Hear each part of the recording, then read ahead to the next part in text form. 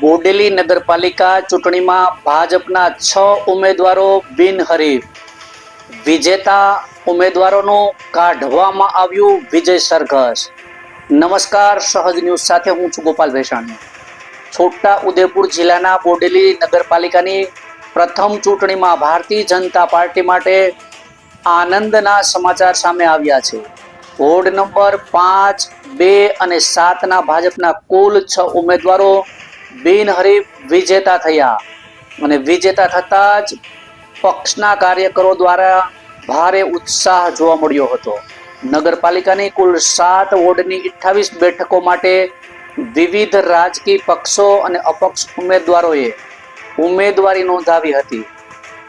13 April ઉમેદવારી પત્રોની ચકાસણી પૂર્ણ થયા બાદ 15 એપ્રિલે ઉમેદવારી પરત ખેંચવાની અંતિમ તારીખે ચૂંટણીનું ચિત્ર સ્પષ્ટ બની ગયું હતું, જેમાં વોર્ડ નંબર 5ની 4 બેઠકો પર કાર્તિકભાઈ શાહ, મૈત્રીબેન શાહ, રાધિકાબેન મોરે અને ઉમેશભાઈ રાઠવા બિનહરીફ વિજેતા થતા, ઉપરાંત વોર્ડ નંબર 2માં ગંગાબેન રાઠવા અને વોર્ડ નંબર 7માં સલમા બાનુ મંસૂરી પણ બિનહરીફ વિજેતા બન્યા હતા.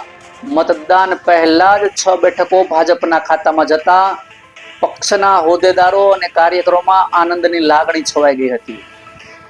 મોડી સાંજે અલીપુરા 4 રસ્તાથી વિજેતા ઉમેદવારનું ભવ્ય વિજય સરઘસ કાઢવામાં આવ્યું હતું. આ વિજય સરઘસમાં સાંસદ જસુભાઈ રાઠવા, જિલ્લા ભાજપ પ્રમુખ ઉમેશભાઈ રાઠવા, મહામંત્રી પુષ્કર પટેલ તેમજ કોષાધ્યક્ષ રાજુભાઈ શાહ સહિતના આગેવાનો હાજર રહ્યા હતા.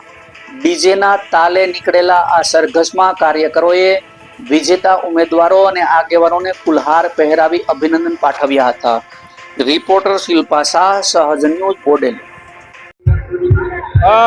ગુજરાતની અંદર સ્થાનિક સ્વરાજ્યની ચૂંટણી યોજાઈ રહી છે અને ત્યારે આ ગુજરાતની અંદર મહાનગરપાલિકા, નગરપાલિકા, જિલ્લા પંચાયત અને તાલુકા પંચાયતની ચૂંટણીઓની અંદર છોટાઉદેપુર જિલ્લામાં જે નવી બોડેલી નગરપાલિકા અસ્તિત્વમાં આવી, આ પાલિકાની અંદર 5 ગ્રામ પંચાયતોનો સમાવેશ કરવામાં આવ્યો અને પ્રથમ નગરપાલિકાની ચૂંટણી આવી ત્યારે આ બોડેલીની અંદર 6 જેટલા સભ્યો બિનહરીફ થયા છે.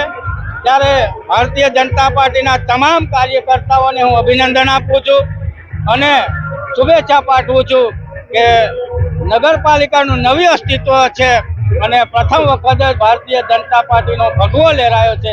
ત્યારે ફરીથી સૌને ખૂબ ખૂબ શુભેચ્છાઓ.